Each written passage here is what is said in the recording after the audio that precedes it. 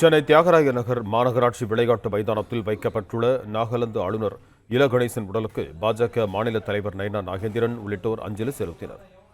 இது தொடர்பான கூடுதல் விவரங்களோடு இணைகிறார் எமது செய்தியாளர் சிவபிரகாஷ். வணக்கம் சிவபிரகாஷ், உங்களிடம் இருக்கும் தகவல்களை சொல்லுங்கள்.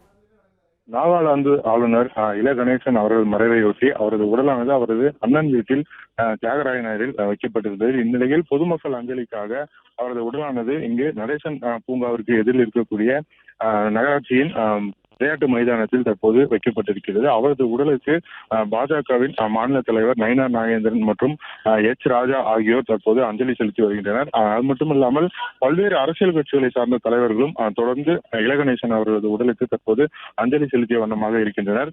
தொடக்கத்திலிருந்தே சாதாரண ஒரு RSS பிரமுகராக தனது வாழ்க்கையை தொடங்கிய இல கணேசன் அவர்கள் பல விஷயங்களில் முக்கியத்துவம் வாய்ந்த நபராகவும் அதே போல ஒரு எடுத்துக்காட்டான நபராகவும் வாழ்ந்திருக்கிறார். இதன் காரணமாக RSS உறுப்பினர்களும் அதே போல RSS தேசிய தலைவர்கள் பலரும் தொடர்ந்து அவருக்கு இந்த இடத்தில் அஞ்சலி செலுத்திய வண்ணமாக இருக்கின்றனர். மேலும் இன்று மாலை அவரது உடல் நல்லடக்கத்துக்கு கொண்டு செல்லக்கூடிய ஒரு சூழ்நிலையில் தொடர்ந்து அதிக அளவிலான முக்கிய பிரமுகர்களும் அரசியல் கட்சி தலைவர்களும் அவருக்கு அஞ்சலி செலுத்த உள்ளனர்.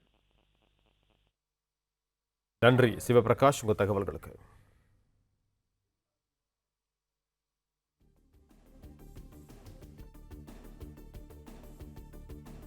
பிளே ஸ்டோர் மற்றும் ஆப் ஸ்டோரில் இருந்து பாலிமர் செயலியை QR கோடு மூலம் பதிவிறக்கம் செய்யுங்கள். செய்திகளை உடனுக்குடன் பெறுங்கள்.